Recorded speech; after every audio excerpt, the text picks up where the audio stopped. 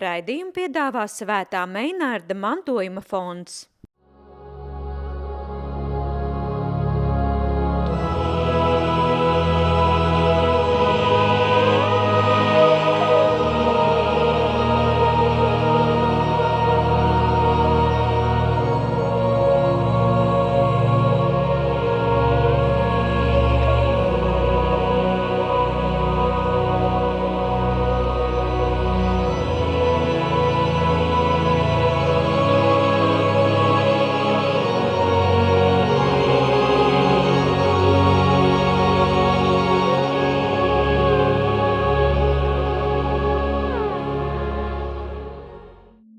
Jau kopš bērnības meklējis atbildes uz lielajiem dzīves jautājumiem. Visu mūžu garumā pilnveidojies savā garīgajā attīstībā. Brīvi pārvalda 5 valodas, ieguvis 3 augstākās izglītības, teoloģijas doktors, kopš 2010. gada Romas katoļu baznīcas Rīgas arhibīskaps metropolīts. Šis ir stāsts par vienu no spilgtākajām Latvijas personībām – Zbigņevu Stankēviču, kurš 2025. gada 15. februārī atzīmēja savas dzīves 70. gadskārtu. 3 reizes esmu izdzīvojis jaunību savā dzīvē. Pirmo reizi, kad, var teikt, tā bija tā īstā pēc gadiem, respektīvi skolas laiks un studiju gadi Rīgas Politehniskajā institūtā. Tad otrā jaunība man bija, kad es 35 gados aizbraucu uz Poliju un sāku studijas Ļubljanas Katoļu universitātē, garīgajā seminārā. Un tur mani kursa biedri bija, tādie skatos, ko tie tur zaļknābi, kā viņi uzvedās. Un tā, man bija 35 gadi, viņi bija knapi skolu beiguši, tur lielākā daļa. Un tad es redzēju, ka, ja es gribu integrēties kolektīvā, tad kādu pāris mēnešu laikā es kļuvu kā viņi. Respektīvi, pielāgojos viņu līmenim un kļuvu tā kā viens no tiem puikām, kā man likās. Jā. Tā, ka tie studiju gadi bija otrā jaunība.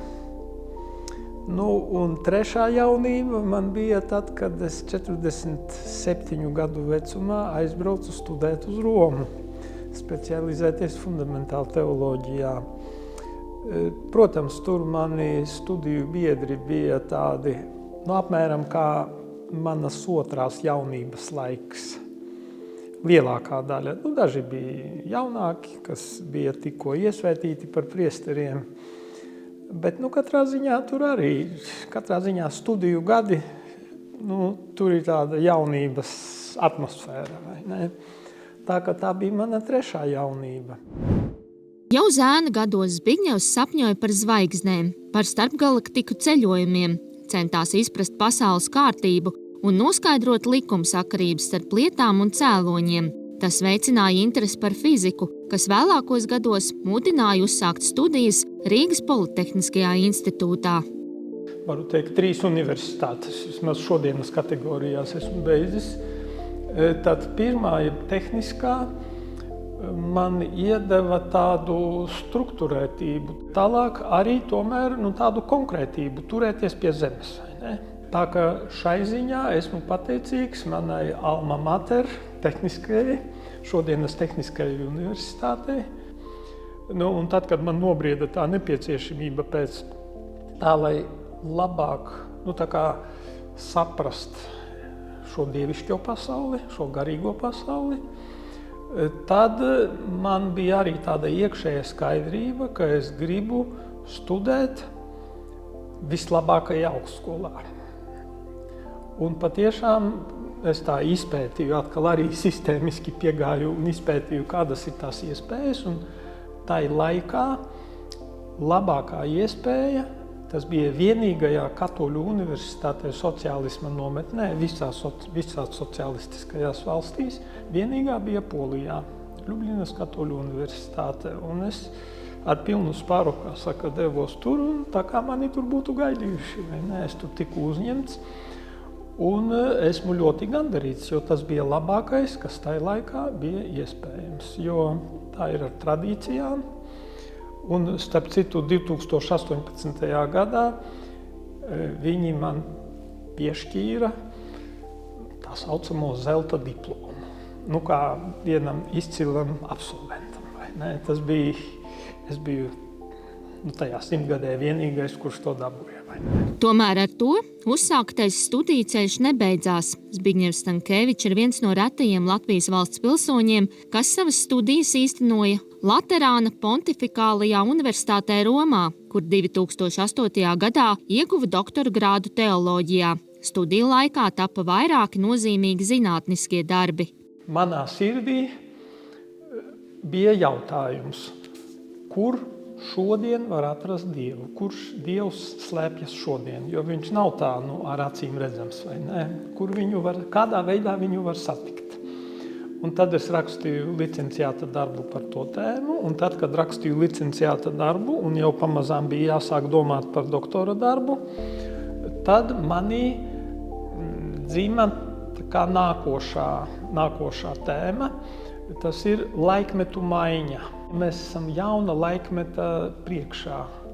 Man gribējās saprast, kāds ir tas laikmets, kas mūs gaida, vai ne? Kāda būs tā jaunā pasaule. Pētīju tos procesus, kas notika Eiropas civilizācijas gara dzīvēs pēdējo 5 gadsimtu laikā.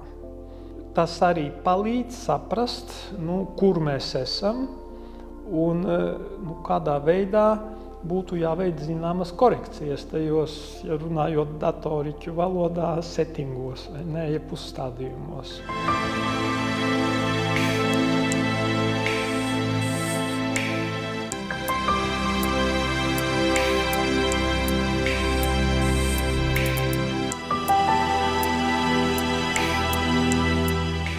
Man uzticēja to godu uzrakstīt priekšvārdu viņa grāmatai, zinātniskai grāmatai par filosofiju, kas saucās Ko vadis rietumu pasaule. Un tad es pārliecinājos, ka man ir darīšana ar personību, kas lieliski orientējās kā filosofijā, tā arī tajos procesos, kas šobrīd notiek sabiedrībā, to, ko mēs saucam par rietumu civilizāciju. Protams, tas attiecas arī uz baznīcas lomu Latvijā un arī šīm te miedarbībām starp baznīcu un zinātni.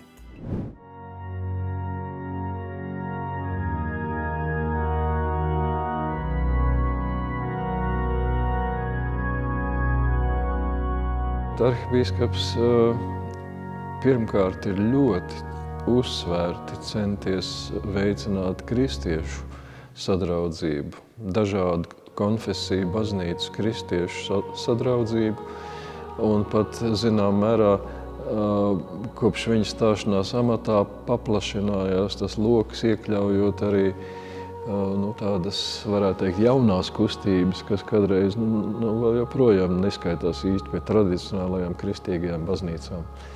Viņš ir bijis ļoti aktīvs tieši šajā starpkonfesiju sadarbības jomā. Un arī tad, kad mums radās kādas interešu domstarpības, varētu teikt, tad viņš galu galā par svarīgāko argumentu uzskatīja saglabāt draudzību un vienotību starp baznīcām.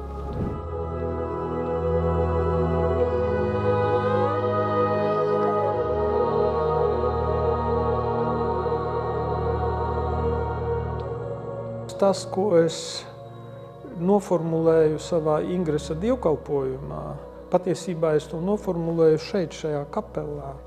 Tā ir dienā, kad kardināls, mans priekšgājējs, sasauca garīdzniekus un tautu. Un šeit viņš izsludināja, ka es esmu viņa pēctecis metropolīta amatā. Tad pie manis pienāca Žanna Helmane no Vertikāles raidījuma un palūdza interviju. Un pajautāja man par manu galveno prioritāti. Un es tā spontāni, manā iekšienē dzima tā atbilde, spontāna, ka tā ir Latvijas garīgā atzimšana. Un tad ingresa dievkalpojumā es jau precizēju un attīstīju to domu, ka mans tātad galvenais instruments būs dialogs, caur dialogu, ka es aicinu uz sadarbību ne tikai katoļus, bet arī citu konfesiju kristiešus un visus labas gribas cilvēkus. Protams, šai ziņā man ir ļoti laba sadarbība ar citu konfesiju kristiešiem, arī ar ebreju kopienu. Man ir liels gandarījums par sadarbību ar Zinātņu akadēmiju, kuras goda loceklis kļuva 2012. gadā. Par sadarbību arī ar Latvijas universitāti, kur divus termiņus biju universitātes padomnieku konventā.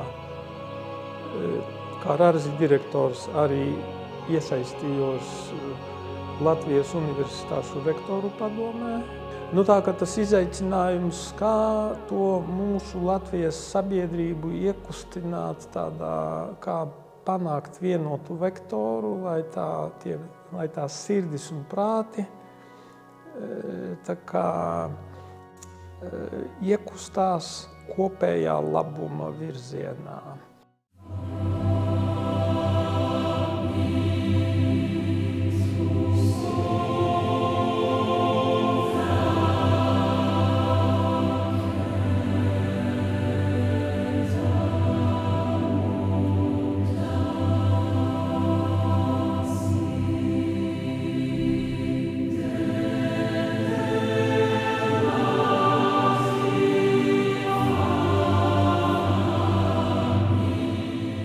Tas ir svarīgi. Tas sākas vēl no padomju komunistiskā laikā, kad baznīcas visi nospiesti, vajāšanās, tad mēs toreiz saprotam, ka mums jābūt kopā, ka mēs varam glābties un dzīvot tikai, kad visi kristieši kopā un strādāsim, lai saglabātu mūsu kristietību, mūsu baznīcas un tautu.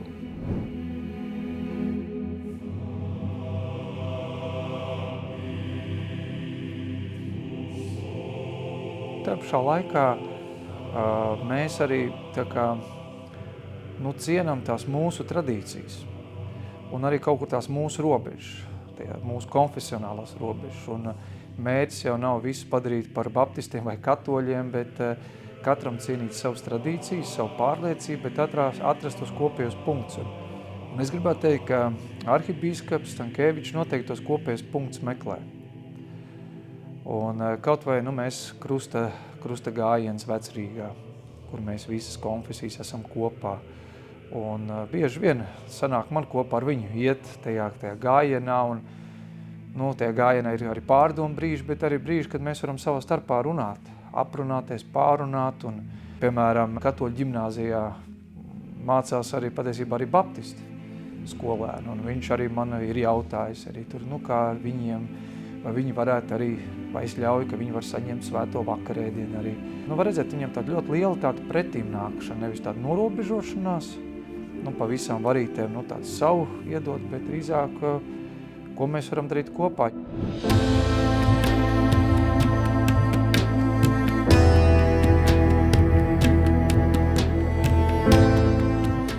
Mēs ļoti daudz runājam par tām cilvēku vērtībām, kas šodien ir ļoti aktuālas. Ir tīpaši par attiecībām starp vīrieti un sievieti, piemēram. Pēdējā laikā mēs zinām, ka ļoti aktuālas tēmas ir ģimenes vērtības, un arī reliģija par to ļoti daudz runā.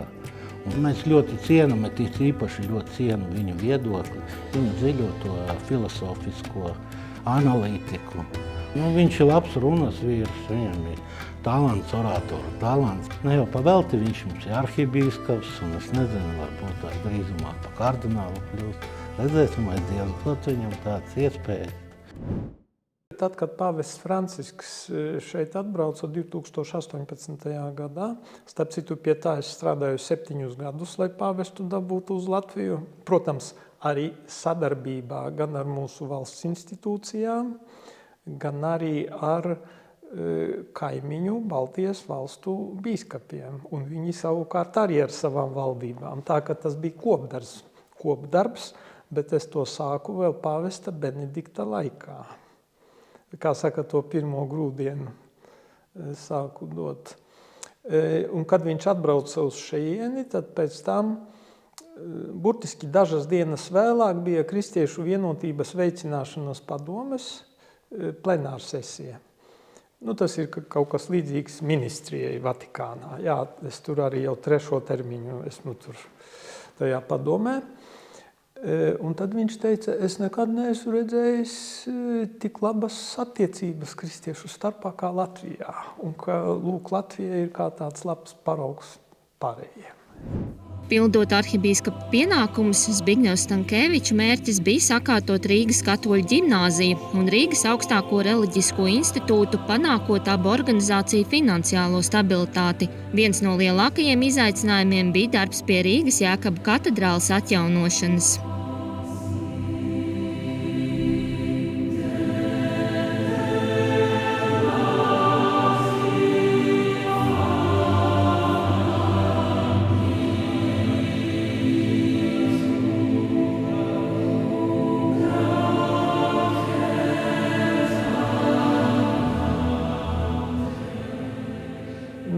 Tas bija Sīzifa darbs, to visu dabūt gatavu.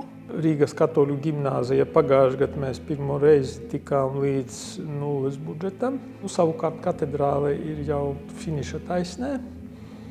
Mums ir tikai ērģeles vēl paliek, kas būs jāsaremontē. Protams, Sāpju Dievmātes baznīca, kurā arī ir tādā ļoti bēdīgā stāvoklī, faktiski pirms avārijas stāvoklī. Tur ir nākošais uzdevums.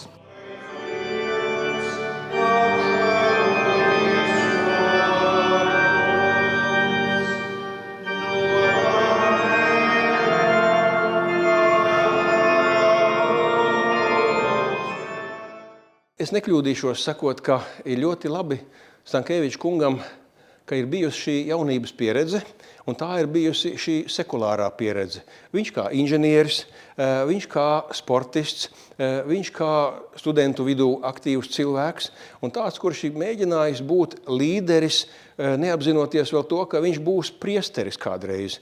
Un tādējādi šī te līderības komponente viņai ir attīstījusies līdz tādai pakāpei, ka viņš spēja konsolidēt ap sevi prātus, enerģiju, cilvēku uzņēmēju garu un beigās nonākot Jēkaba baznīcā kā Rīgas mitropolītam, viņš spēja, kā teikt, piesaistīt gan vajadzīgos administratīvos resursus, gan arī atrast finansiālos resursus.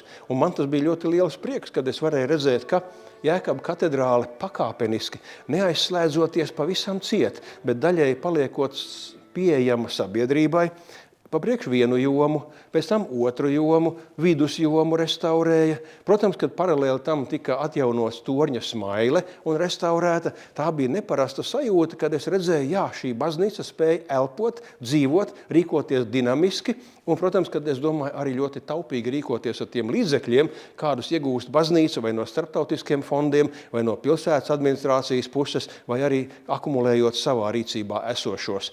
Jāatzīmē, ka Jēkaba katedrāle ir diacēzes bīskapa sēdeklis jeb diacēzes centrālā baznīca. Arhibīskapas Zbigņeva Stankēviča mērķis katedrāles restaurācijas gaitā bija maksimāli saglabāt tās autentiskumu un sakrālās mākslas vērtības. Tādējādi tika meklēti labākie risinājumi, veicot arhitektonisko izpēti un konsultācijas ar ekspertiem. Mēs vienmēr ļoti priecājamies, kad arhibīskaps atsaucās uz mūsu izstāžu ielūgumiem, un daudzkārt arī viņš mums kā konsultants ir palīdzējis šeit strādājot ar sakrālo mākslu. Un to uzreiz var just, to var manīt, ja, cik ļoti augstu viņš vērtē sakrālo mākslu un cik labi tajā orientējās arī mūsu profesionālajā terminoloģijā, kas ir saistīta ar muzeju mākslas vēstures sfēru. Un es esmu vienmēr abrīnojusi to, kā viņš kļūst, varētu teikt, arvien jaunāks un jaunāks.